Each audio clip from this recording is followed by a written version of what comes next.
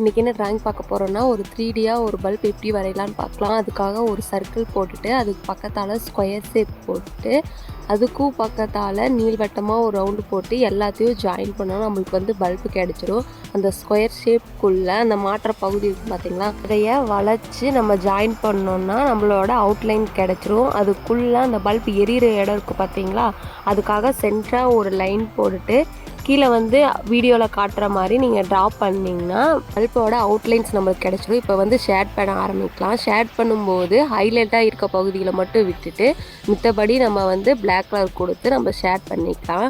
Shade பண்ணுறதுக்காக இன்றைக்கி நான் வந்து ப்ரஷ் தான் யூஸ் பண்ணியிருக்கேன். பல்ப் வந்து ஒரு கிளாஸுங்கிறனாட்டிக்கு அதில் வந்து ஹைலைட்ஸ் வந்து நிறையா வரும். ஹைலைட்ஸ் வந்து நல்லா தெரியறதுக்காக ஃபுல்லாக கலர் பண்ணாமல் ஹைலைட்ஸ் வர இடத்துல மட்டும் இரேசர் வச்சு இரேஸ் பண்ணிக்கலாம். இப்போ நம்ம ஷேடோ வரைஞ்சி ட்ராயிங்கை கம்ப்ளீட் பண்ணிக்கலாம். இந்த ட்ராயிங் உங்களுக்கு பிடிச்சிருந்தா லைக் பண்ணுங்கள், நம்ம சேனலை சப்ஸ்கிரைப் பண்ணிக்கோங்க.